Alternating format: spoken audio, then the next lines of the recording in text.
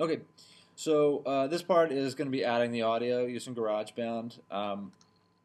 Click on the little guitar down here, and if it's not present on the dock, it should be on the dock on all four of these computers. If it's not, just go up to Macintosh HD Applications and find it there. It's called GarageBand. You can also use a little icon up here, a little search bar, and type in GarageBand. When it asks you about this iLife thing, just say no, cancel, and you can hit close on that. What we're going to want to do is select voice. And this is on all of these machines here. What voice is going to do is going to just do a straight recording. Let's see, let's hit choose here. And you can name it, tell it where to go. I'm just going to go desktop. Let's call it demo or something like that. You don't have to change your key or the time signature or the BPMs. Just hit create. It's going to take a minute to load. Crash. And so you can choose your sound here and then just simply hit record. And blah blah blah blah blah blah blah blah blah blah blah blah blah blah. It's just recording all of that stuff. All my gibberish. And then of course you can do the playback over here. You can see you get a little sound wave. If you want to cut parts of this out, you just have to make sure that the track is selected. And you hit Command T. And that splits the track. You can also go up to Edit and split like that. Say I want to record or get rid of the end of this thing. Then you just hit delete. It's like that. Really simple. So you're going to have to record your voice here. And you're going to want to do it with a track, a video track. And it's going to, what I did is I dragged my movie into here, and it's going to say it doesn't have any audio. And we know that, and that's fine. That's okay. But you're going to want to sync up your voice with the video.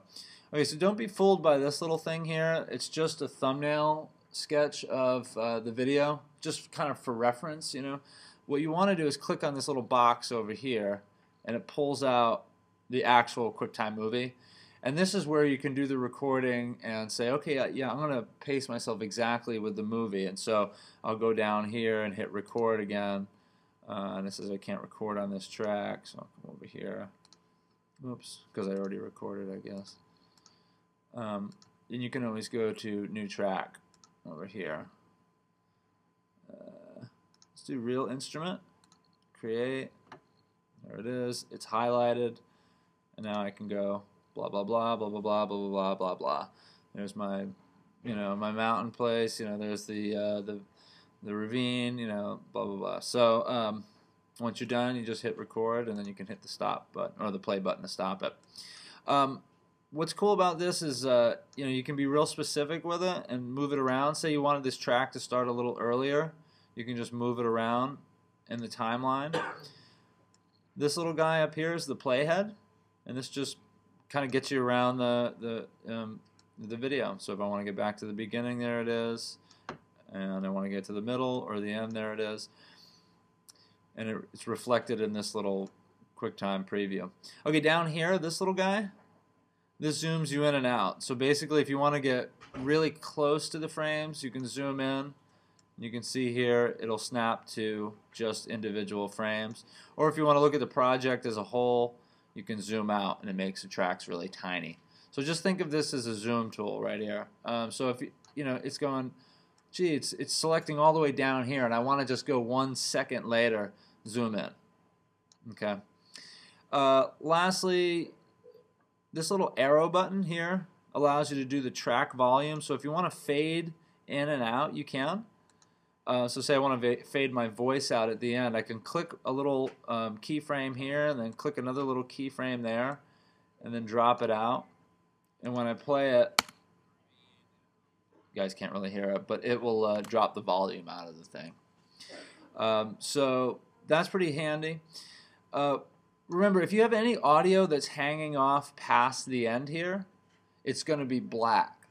So your video will end and the audio will continue. So if there's any unused audio at the end that you just don't want, you hit the record button or the pause button late or something like that. Make sure to select it, split it. Oh yeah, by the way, when you do that, it has both of these highlighted. You have to select off of it and then back on it, then hit delete. I don't know why, it's a little bit of a pain. Okay, and you guys are also welcome to throw music in if you want to. You can throw tracks in here by clicking on this little eyeball down here. You can go into, I don't know, whatever you want. Say you want to throw some bass in behind your voice. I don't know why you would want that there, but if you want some ambient noise in the background, some music, you can just take it and drag it up here. And then you can copy and paste it to your heart's content. Copy, paste, paste, paste, and have it go all the way through, And say you go, oh, hey, I want that in there, but I want it to be really kind of quiet, then just lower the volume. And you can just click one keyframe here and lower the entire volume of the entire track. So now it has your voice and that in the background. Say you go, oh, I want to get some other music in here, just hit the reset button up in the corner and then go through, and you can do grooving if you want to, and it takes a minute to load. I don't know why you'd want to do that one either. But I do want you to be creative with this. Make it entertaining to an extent. It can be funny too. Mark, yours is a rock and roll piece. You might have sort of a suggestive rock and roll beat in the background behind your voice. It'll make the presentation, it dresses up the presentation a little bit. So do feel free to get those tracks right here, clicking the eyeball. Okay, lastly, you're going to go up to share. Once you're done, you like the way things look, you've previewed it a bunch of times, you go, yep, I'm confident, I'm happy with it. Just going to go here, export movie to disk. And you can select full quality, that's fine. It's going to be pretty big, but mine's short enough, so it's only 4.5 megabytes. If yours says 700 megabytes over here, then maybe go down on the quality a little bit. And you can certainly do that by checking export setting or expert settings. Go into export, and it should bring up a little preview for you here. And you can go to the options, and then go to settings, and then you can drop the quality a little bit here, and that will drop dramatically the size of the file. Then you hit OK.